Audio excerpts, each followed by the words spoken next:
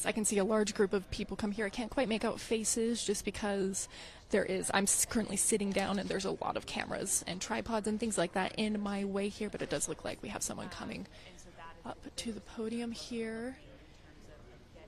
Oh, I can see Governor Spencer Cox as well here. So yes, we are just about to get started. Good morning, ladies and gentlemen. At today's press conference, we will hear from Governor Cox, FBI Director Kash Patel, and Sheriff Mike Smith. We also have with us Utah DPS Commissioner Bo Mason, Lieutenant Governor Deidre Henderson, FBI Special Agent in Charge Robert Bowles, and local and federal law enforcement partners. Following the remarks today, Governor Cox, Director Patel, and Commissioner Mason will take questions. Thank you.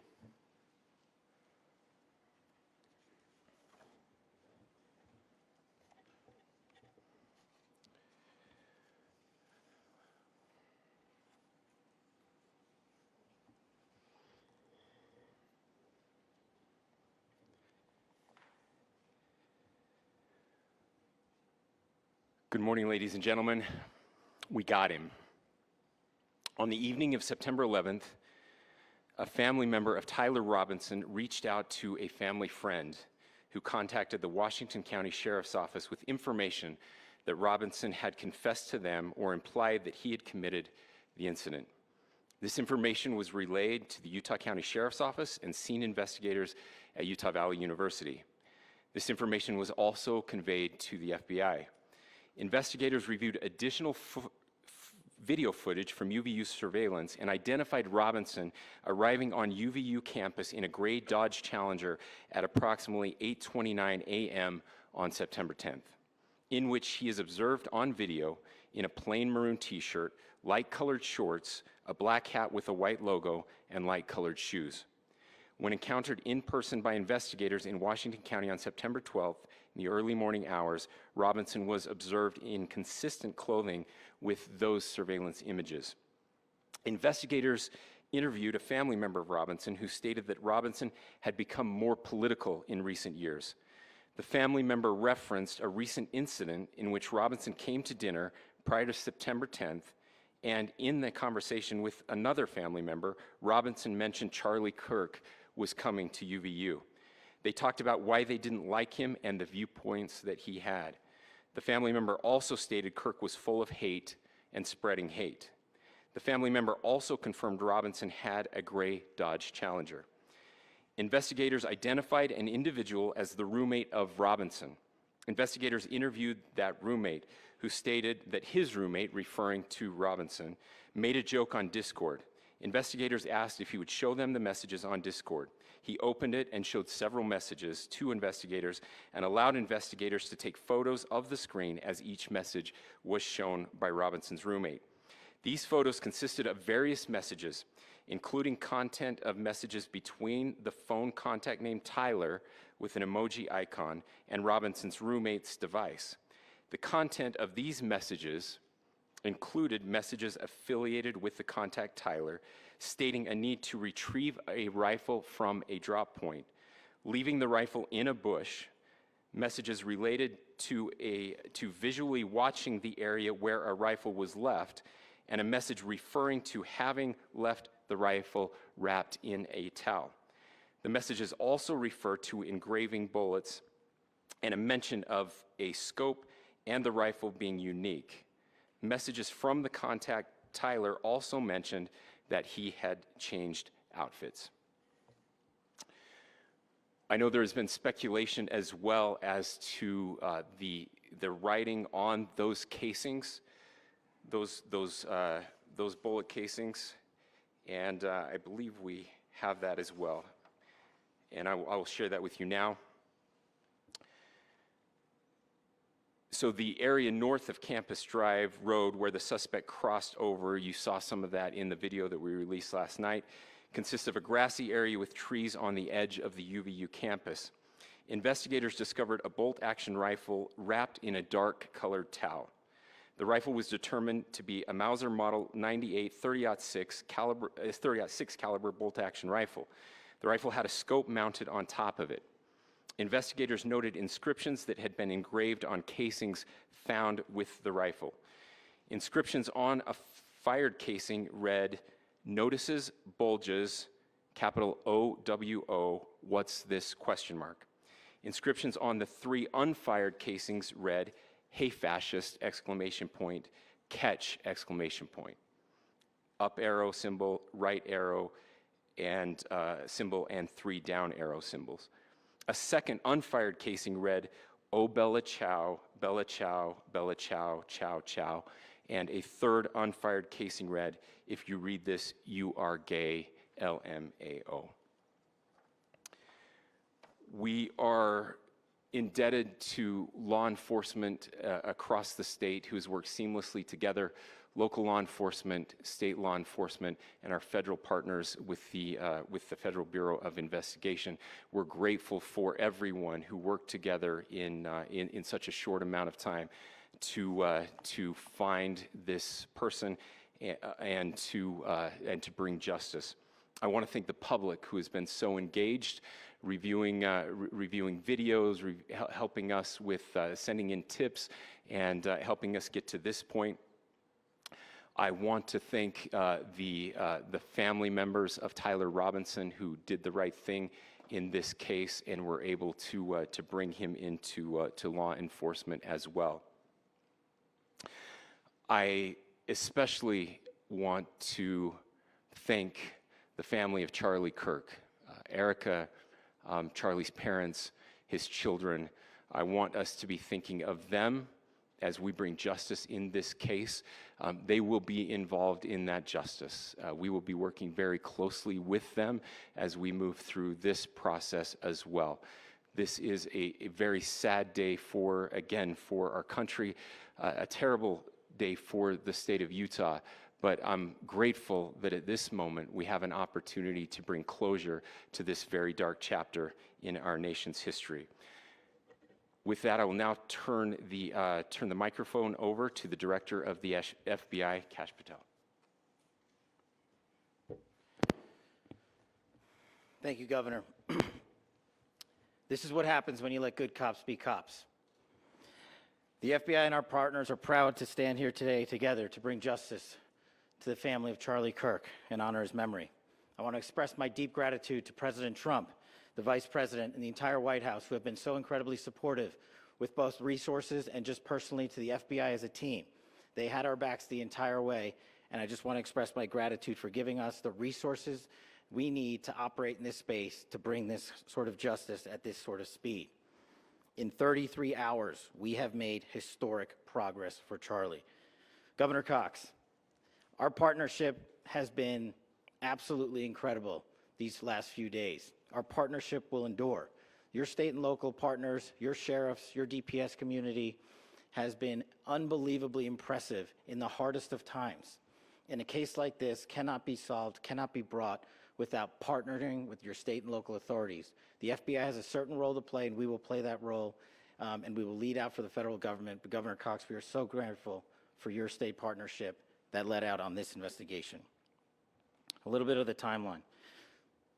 Charlie was shot at 12:23 p.m. on Wednesday. The first FBI agents arrived on scene in 16 minutes with chiefs of police at 12:39 and secured the scene. The FBI immediately launched fixed-wing assets. We utilized these assets to transport personnel, specialty technicians, hostage rescue teams. We also utilized these assets to go back and forth from the East Coast and here in Utah to transport forensic evidence and other evidence that will be analyzed and is being analyzed at our FBI laboratories in Quantico and other laboratories, including the ATF. At my direction, the FBI released the first set of FBI photos of the suspect at 10 a.m. local time on 9/11. Then, shortly thereafter, the FBI reward of $100,000 was released at 10:45 a.m. local. Myself and Deputy Director Bongino arrived on the scene at approximately 5:30 p.m. on 9/11. The governor led a press conference last night at approximately 8 p.m., where at my direction, the FBI released a never-before-seen video of the suspect. We also released new images to the public of the suspect. And just last night, The suspect was taken into custody at 10 p.m. local time. In less than 36 hours, 33 to be precise, thanks to the full weight of the federal government and leading out with the partners here in the state of Utah and Governor Cox, the suspect was apprehended in a historic time period. And I want to highlight what Governor Cox said. This would not have been possible without you, the media, and you, the public. That's why we went so public, so fast, and we're so transparent, and we're committed to that transparency. The crime scene, just a little bit there. It is a large crime scene. State and local authorities, along with federal authorities, processed that crime scene quickly. And I even had the ability to walk through that crime scene and walk through the steps the suspect took to learn more about what was needed and what resources we needed to bear to create a full picture for the FBI and leadership back in Washington. Furthermore, thankfully to state and local partners, forensic evidence has been seized and continues to be garnered. Forensic evidence has already been evaluated at FBI laboratories in Quantico and state and local authorities here. We will continue to process evidence as we see it, as we collect it, and we will continue to deliver it to Governor Cox and his team. Last night, we had a total of approximately 7,000 leads. As of this morning, thanks to your great work, we have over 11,000 leads that were called in to the FBI. And we are running out every single lead that we can. Every one of those leads will be run out. The arrest is a testament to the dedication of good law enforcement being great and partnerships in law enforcement, which I've tried to highlight as my tenure as the director of the FBI. There is no better relationship for law enforcement than the FBI to partner with state and local authorities, and you've seen it here in these last few days. The FBI Salt Lake field office, along with our offices in LA, Phoenix, Denver, San Antonio, Las Vegas, Pittsburgh, Buffalo, our headquarters component in Quantico, all participate in the FBI. I want to express my deep gratitude to the employees of the FBI, the men and women, the evidence response team tacticians, the special operators, the agents, the support staff. You have done monumental work in historic time when the public, who had a right to demand such an expeditious solving of an investigation, the FBI answered that call diligently, critically important to our nation, and we delivered. And I'm proud to be their leader, and I'm proud to be the director of the FBI.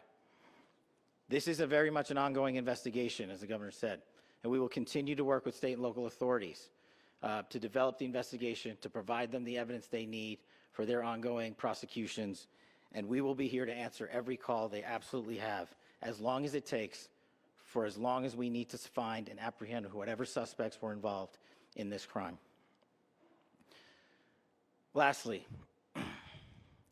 to my friend Charlie Kirk, rest now, brother.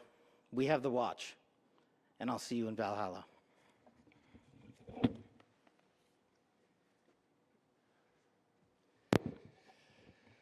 Thank you, and good morning.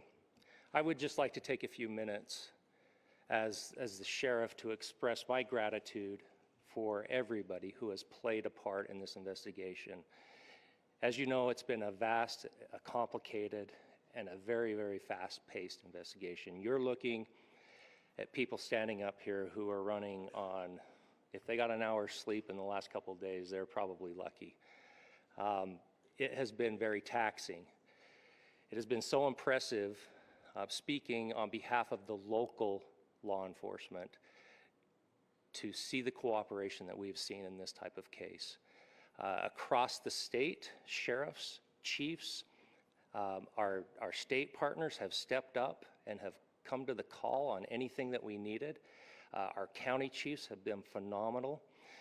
Our Utah County Attorney, Jeff Gray, who's standing up here with us, has been phenomenal in leading us through this investigation. I would like to thank the federal government for their resources, their assets. Our local team here, our FBI team, has been extraordinary in helping us work through this and bring this person to justice. Most of all, I would like to thank the public, and specifically, I would like to thank the public who turned to prayers and who turned to positiveness for us. I would like to thank them on behalf of the law enforcement community because we needed those prayers. That's what we needed to get through this. We needed your support, and you gave it to us. We needed your patience, and you gave it to us. And I would like to thank you for the Kirk family because that's what they need, is your support and your prayers, and that will get us through all of this. So thank you, everybody, for everybody that have stepped up. We've had such a phenomenal response to this. Thank you.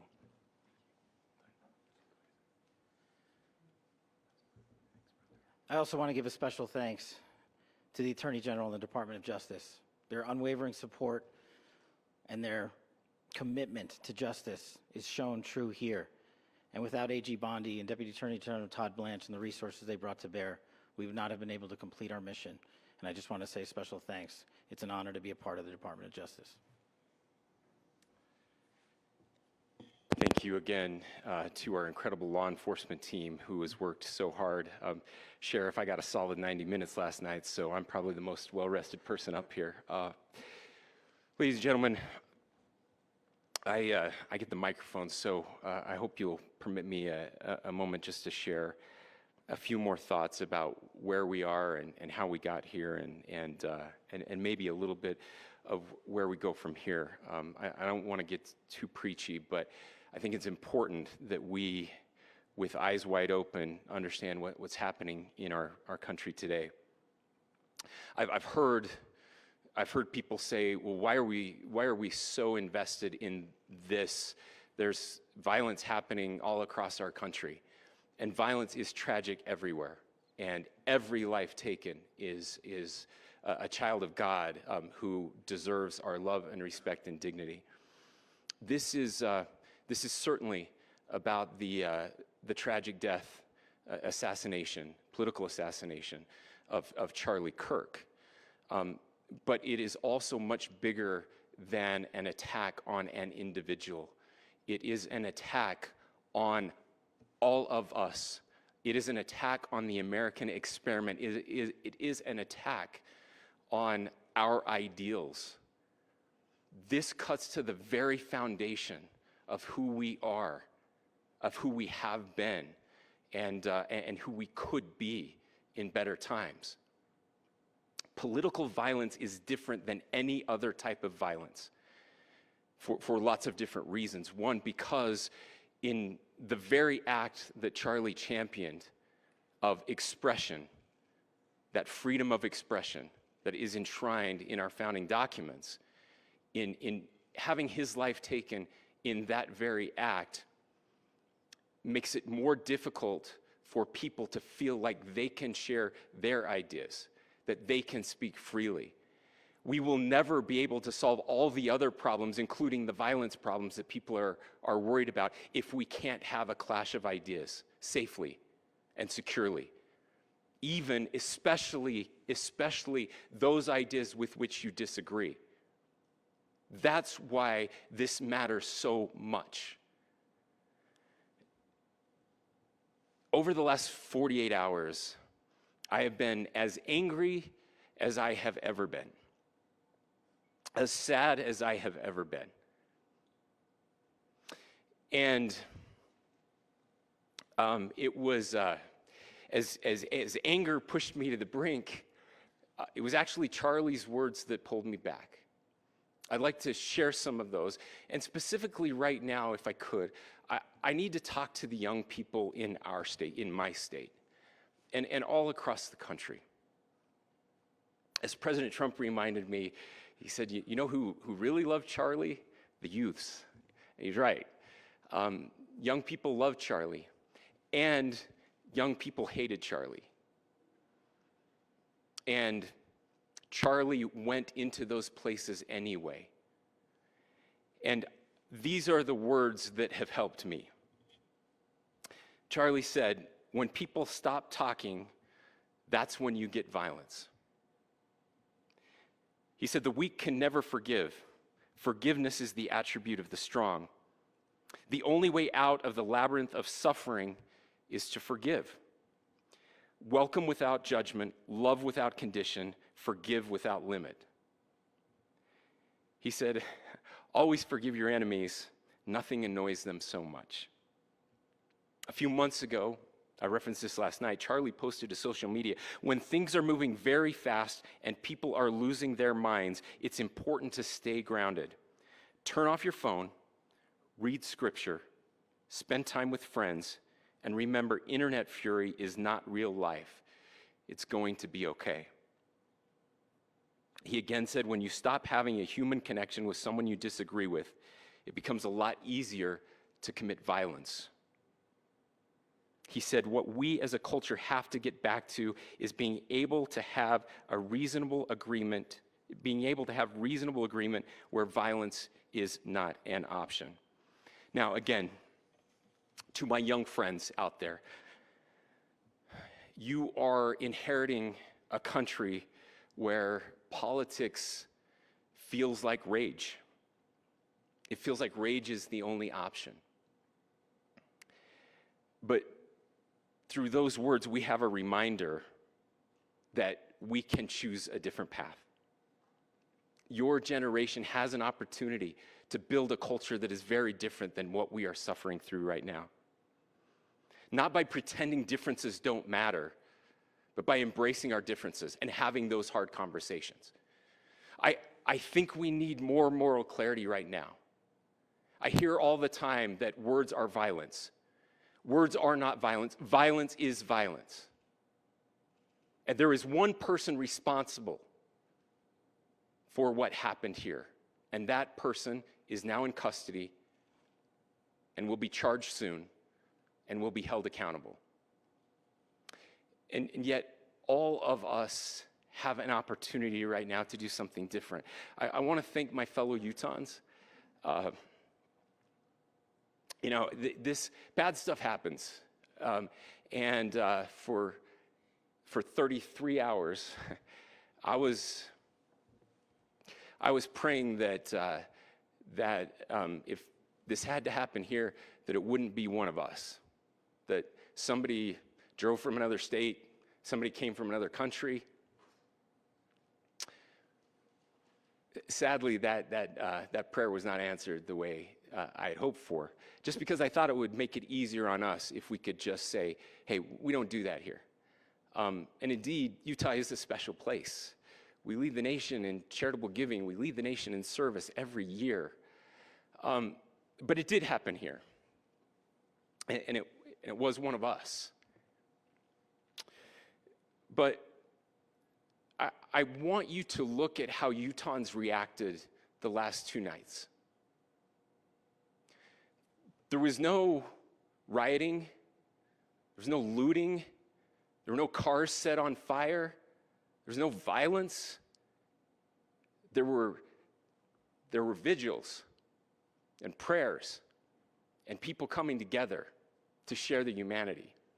And that, ladies and gentlemen, I believe is the answer to this. We can return violence with violence. We can return hate with hate. And that's the problem with political violence, is it metastasizes. Because we can always point the finger at the other side. And at some point, we have to find an off-ramp, or it's going to get much, much worse. But see, these are choices that we can make. History will dictate if this is a turning point for our country. But every single one of us gets to choose right now if this is a turning point for us. We get to make decisions. We have our agency. And I desperately call on every American, Republican, Democrat, liberal, progressive, conservative, MAGA, all of us to please, please, please follow what Charlie taught me.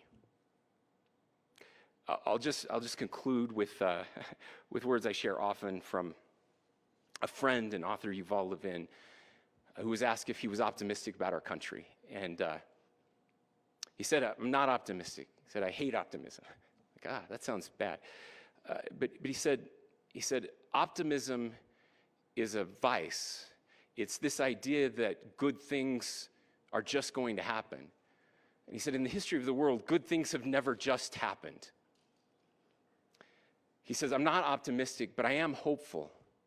And Hope is the virtue that sits between the vices of optimism and pessimism. Hope is the idea that good things are going to happen because we can make them so. I still believe in our country, and I know Charlie Kirk believed in our country. I still believe that there is more good among us than evil. And I still believe that we can change the course of history. I'm hopeful because Americans can make it so. Ladies and gentlemen, we're happy to answer any questions you might have. Governor, can you please speak to whether the suspect is speaking with authorities and his demeanor, Tyler Robinson, when he turned himself in? I cannot speak to that.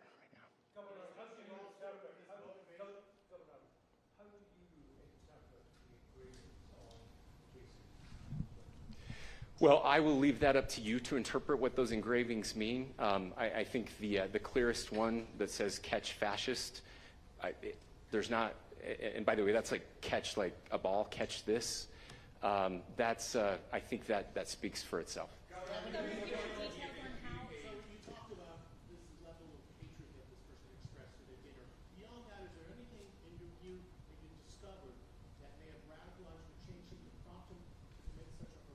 There's nothing more that we can share at this time. Governor.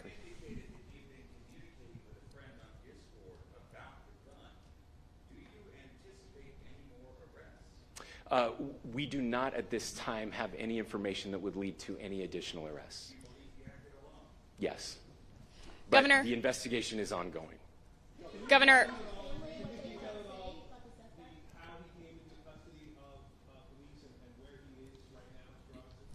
Yes, so right now, Mr. Robinson has been booked into the Utah County Jail. You heard the president this morning report that he was taken into custody, that his family and a friend helped to deliver him into custody of law enforcement in Washington County. For those of you that don't know where Washington County is, it is the southwesternmost part of the state of Utah. It's about a 3.5 to 4 hour drive from here, where we are right now, and that's where he lived and where they turned him in. Thanks. Go here. I can't share any more than what I've already shared. Yeah. Governor, do you have details on how he got back to Washington County and how the gun was obtained? How we obtained the gun? The gun was found here. The gun and how the shooter then was able to get back to Washington. So I don't have much more details on that. We do know that he drove. We had his car here on campus, and then we had his car going south back to the St. George. It's actually the city of Washington in Washington County. Is he talking with authorities and did he discuss a voting? I'm sorry? We don't have any information that would lead us to believe that. Yes, in fact, it was just released. Yes. I can't answer that right now. Yeah, thank you. Over here.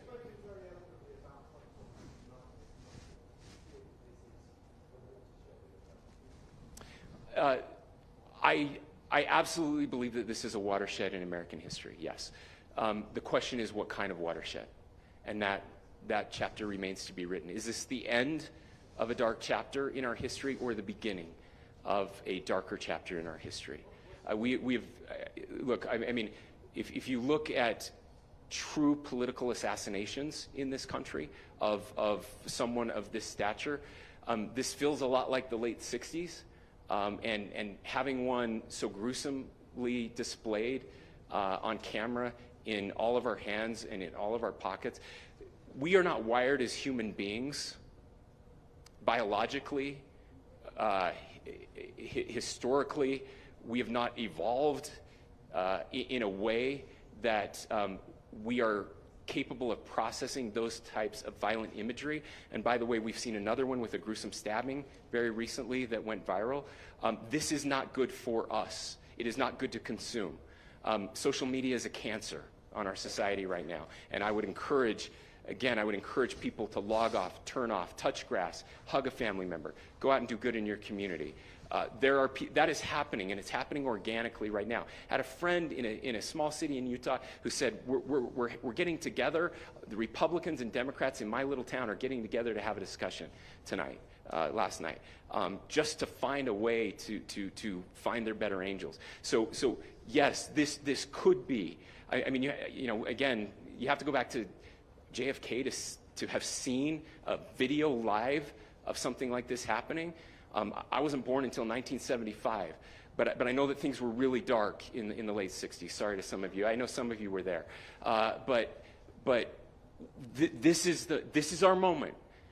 Do we escalate, or do we find an off-ramp? And again, it's a choice. It's a choice, and every one of us gets to make that choice. Two more questions right here. Could we clarify that the release of those enhanced images at 8 p.m., the timeline that Director Patel gave us, led to the arrest at 10 p.m.? Is there a direct connection between those two events? I cannot comment if there is a direct connection or not, but all I can say is that that through some process, the family came to know that this had happened. One more thing, Governor. Could you just clarify the clothing issue you mentioned earlier? Was he changing outfits? Correct.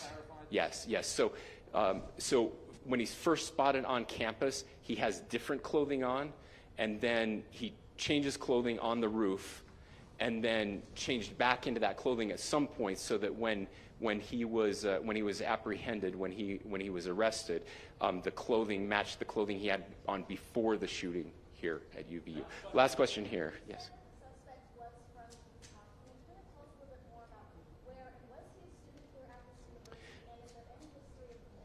Yeah. So I don't have any information on the mental illness part. He was not a student here at UVU. He was living and had lived for a long time with his family in Washington County, in the southernmost part of our state. Thank you, everyone, for your great work in getting this information out. I would just say, process-wise, this may be important. I know many of you aren't familiar with the process in Utah. I think it's important that you understand that. Basically, we have 3 days for charging documents to be filed. A CI will be filed. We'll have more information then, more detailed information as those charging documents are filed in preparation for a preliminary hearing. So 3 days. So we would anticipate then that early next week those charging documents will be filed. We will obviously be working. The county attorney will be working very closely with Mr. Kirk's family as those documents and decisions are prepared and made. Thanks, everyone.